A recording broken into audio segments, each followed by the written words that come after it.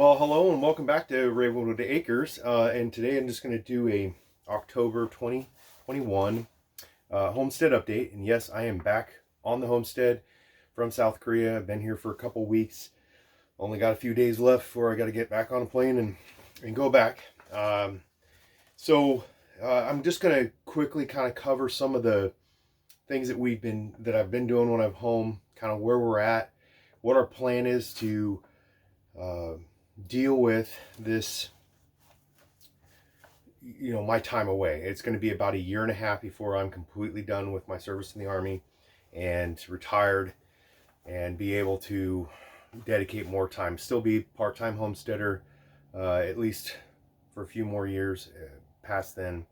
Maybe eventually we'll get to that full-time category. We'll see how things work out. Out in the greenhouse, had to do some cleaning out here because I had a lot of volunteer tomatoes from previous crops, right? Nature doing its thing.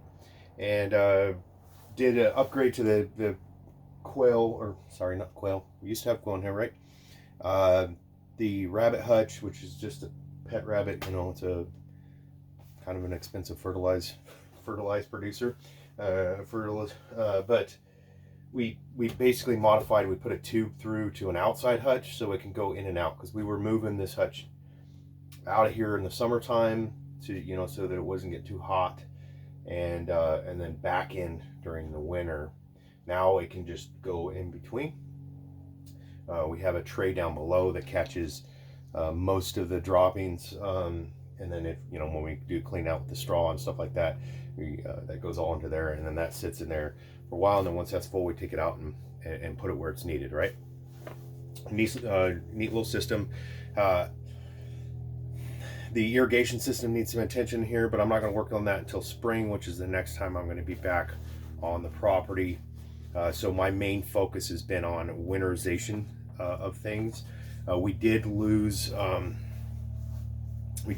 few trees this summer.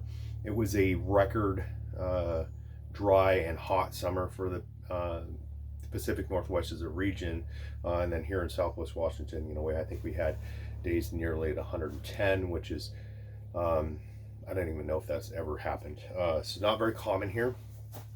So some of my first year trees, one, and I'll show some of that here in a little bit, but one apple, one cherry, or one cherry that died, and then the other cherry that died, it was diseased. When because I'd planted it last fall, when it came on, there was only a few leaves on it, and the rest of it was kind of dead looking, and the leaves that were on it didn't look happy. That one was from Costco, so you get pretty cheap prices when they get their trees in, but you're kind of gambling at the quality of those trees. I highly recommend, and we'll talk that a little later, but Burnt Ridge or Rain Tree, they're both somewhat local to us, within an hour drive. So I've gotten trees from them both in the past. So quite a few of my trees here on the property are from them. So, and I've had good luck with those. So winter prep. In that process, I have been making some short videos for my family, so that they can kind of have that library of videos when they have a question about something, because I can sit there and walk them through it once, and then it's months before they have to do it, and they may have forgotten some of the details. That correlates with the video I talked about, kind of a homestead or home user's guide or user's manual. So I've been kind of trying to, as time allows, create some of those videos that I will build a private library for them to view in the future. Things like, how to start the generator and set it up when the power goes out, because we've gone through that before. But when you need to do it, are you gonna, my teenage boy is gonna remember all that information, every little step, some of the safety notes and things like that. They can watch the video. I think it's a pretty good idea. Let me know what you think. And then, what the impacts of me being gone for the last 4 months, without my guidance and stuff here, we have had some loss of trees and things like that, but not significant. So pretty good. I've had to do, of course, a lot of vegetation management. Mainly our blackberries that love to grow here in the Pacific Northwest and are very, very invasive. We do like to in them some areas, and some areas we don't want them, right? Because we do eat the blackberries, pick them. In fact, when I got home, there was still quite a bit of fruit left on them, so we did pick some of that. Okay, well, one other big change is we've lost or not lost. We ended up selling the chickens off, all but 2, and that was a conversation the wife and I had to have.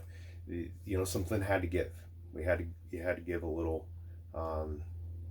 because it was a lot for her to deal with her work, and raising a family without me present.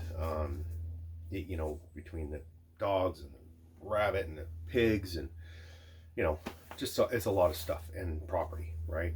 And those that live on land understand that there's a lot more work than most people realize unless they've done it. And so in the interim, we've decided, we sat down and talked about this a couple days ago, and we projects wise, we got to avoid the short-term stuff right now and be looking towards more long-term, to that point where I'm going to be home, obviously permanently, other than going to work every day outside the Army. Thank God. But I'm done. I'm ready to retire. So being able to, if we plan something, it's a perennial, not an annual, because it's just a lot to deal with. She planted some greens and some tomatoes, and some spaghetti squash and stuff like that. That's stuff that she wanted to do, and she did it.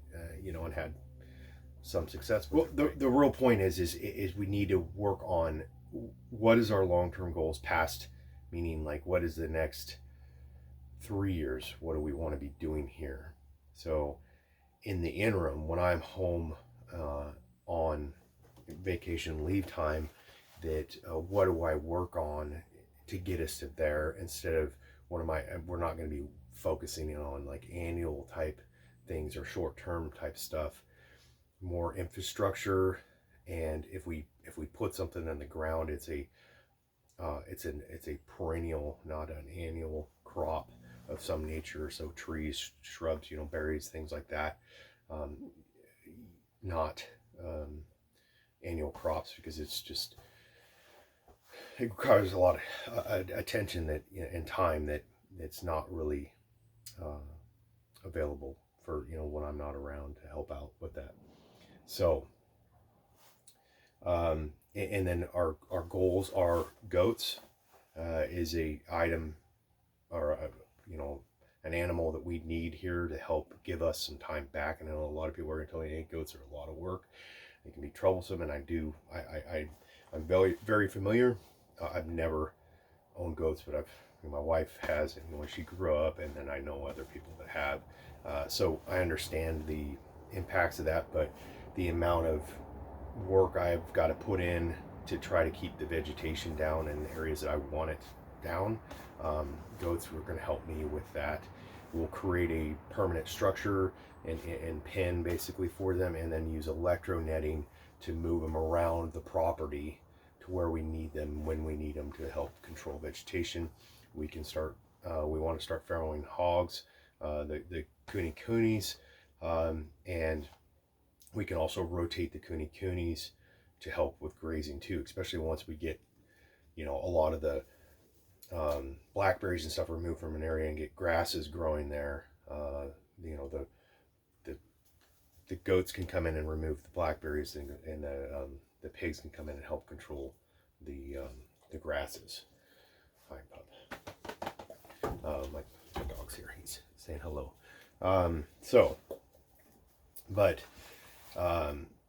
The next step in that is, and then we want to start working on some of our side hustles. Nursery stock trees is what I'm looking to, and that's what I talk about Burnt Ridge. I'll probably buy a lot of seedlings initially from them until I get kind of established, and we're doing a pretty small scale, you know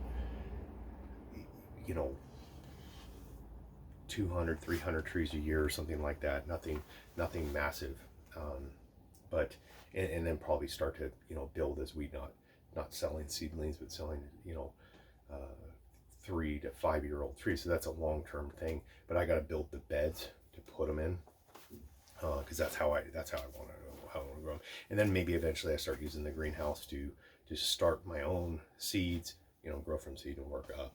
But that's something we're going to work on as a side hustle. Adding ducks, mainly the chickens back, quail potentially come back for eggs and meat, maybe even turkeys. Our land doesn't lend well for, because of the slopes, doesn't lend well for